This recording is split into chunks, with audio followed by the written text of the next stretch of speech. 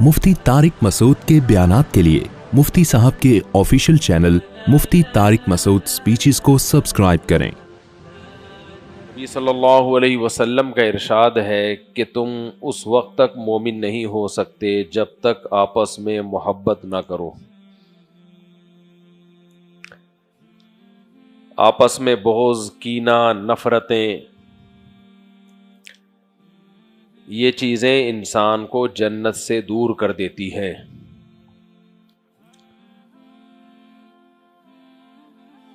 हाँ, वो नफ़रत जो अल्लाह की खातिर हो, अल्लाह की दुश्मनी, अल्लाह से मोहब्बत में अल्लाह के दुश्मनों से हो,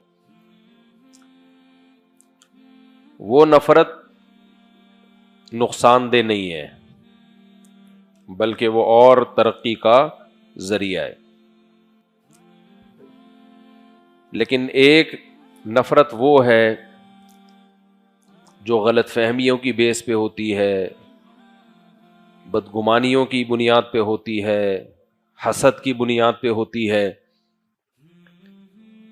ये नफ़रत इंसान को जन्नत से दूर कर देती है। इसी वजह से इस्लाम ने उन तमाम कामों का हुक्म दिया जिन कामों के करने से हमारे आपस के रिलेशन मजबूत होते हैं, और उन तमाम कामों से अल्लाह ने मना किया जिनके करने से हमारे आपस के रिलेशन कमज़ोर होते हैं। मैं समझा पा रहा हूं अपनी बात?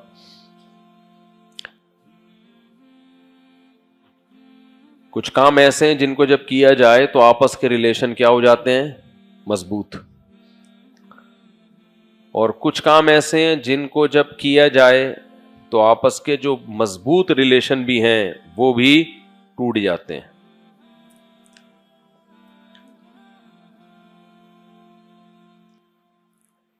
रिलेशन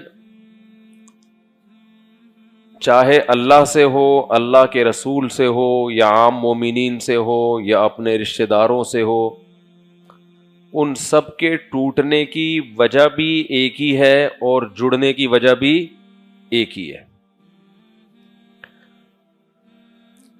हमें दो तरह के रिलेशन हैं जिनको मजबूत करना है, एक अल्लाह से रिलेशन हमारा और एक मखलूक का आपस में। नबी का रिलेशन अल्लाह का रिलेशन ही, वो अल्लाह का जितना मजबूत होगा तो नबी से उतना खुद ब खुद मजबूत होगा।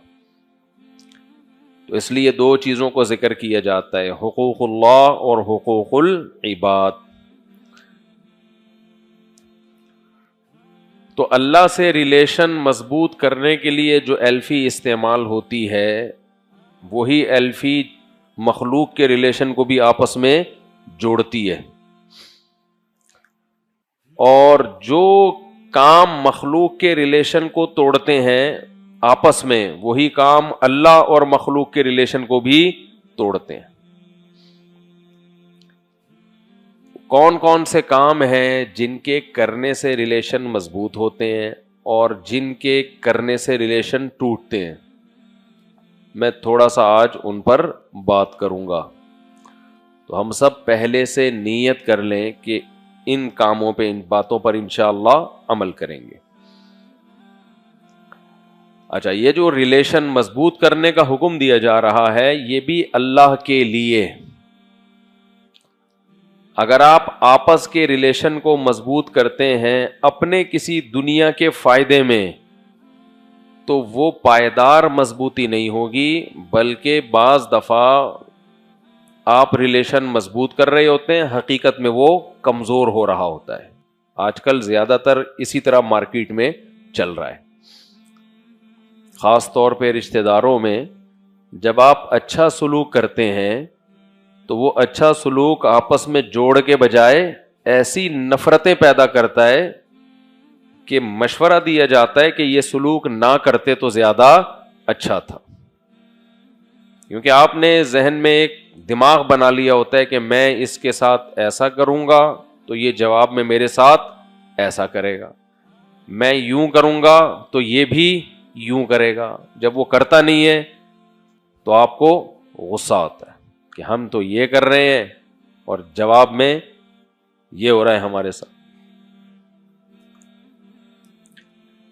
پہلے میں ان چیزوں کا تذکرہ کروں گا جو ریلیشن توڑتی ہیں، کہ توڑنے والے کاموں سے بچنا پہلے ضروری ہے۔ سورہ حجرات میں اللہ نے اس کو بہت اہتمام سے بیان کیا۔ سورہ حجرات کی پہلی آیت کیا ہے؟ جو آرڈر جس میں اللہ نے ہمیں دیا، لا ترفعوا اصواتکم فوق صوت النبی ولا تجہروا له بالقول کجہر بعضکم لبعض، نبی کی آواز سے زیادہ اپنی آواز کو اونچا مت کرو، نبی کو ایسے مت پکارو، لا تجعلوا دعاء الرسول کدعاء بعضکم بعضا، یہ سورہ نور میں اللہ نے حکم دیا، نبی کو ایسے مت پکارو جیسے تم آپس میں ایک دوسرے کو پکارتے ہو۔ یہ آیت نازل ہوئی نبی کے بارے میں، لیکن یہ قیامت تک جس کو بھی اللہ نے کوئی مقام اور مرتبہ دیا ہے سب کے بارے میں ہے یہ آیت، اس پر اجماع ہے پوری امت کا۔ دو حکم دیے اللہ نے، ایک نبی کو جب پکارو ایسے نہیں جیسے آپس میں ایک دوسرے کو پکارتے ہو، ایک دوسرا نبی کی آواز سے اپنی آواز کو اونچا بولو مت کرو۔ کیوں بھائی نبی کا یہ مقام کیوں ہے؟ بھائی نبی کا درجہ بلند ہے۔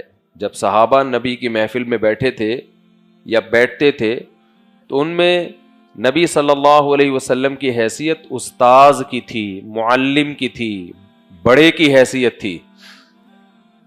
مفسرین لکھتے ہیں کہ ہر استاذ، ہر بڑے، ہر بزرگ کے بارے میں ہے یہ آیت کہ چھوٹوں کو چاہیے کہ اپنے بڑوں سے آگے نکلنے کی کوشش نہ کریں۔ نفرتوں کی بہت بڑی وجہ یہ ہے کہ چھوٹا بڑے کا ادب کرنا چھوڑ دے، مارکیٹ میں بہت زیادہ ہو رہا ہے۔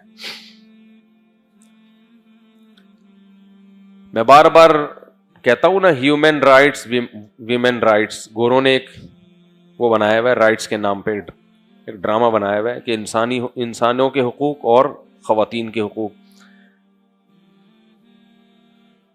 لیکن اس نے سارے انسانوں کو ایک ہی لاٹھی سے ہانکا ہے۔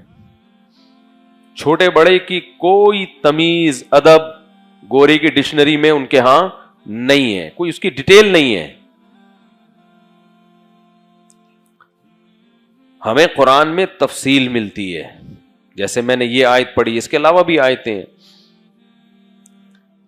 کہ جب آپ کسی بڑے کی محفل میں بیٹھے ہوں تو اس سے آگے نکلنے کی کوشش بولو نہ کریں۔ وہ بڑا آپ کا خاندان کا بھی ہو سکتا ہے، آپ کے ٹیچر بھی ہو سکتے ہیں، مسجد کا امام بھی ہو سکتا ہے جس کے پیچھے آپ نماز پڑھتے ہو، آپ کا کوئی بھی صاحب علم جس کا مقام اور مرتبہ آپ سے زیادہ ہے۔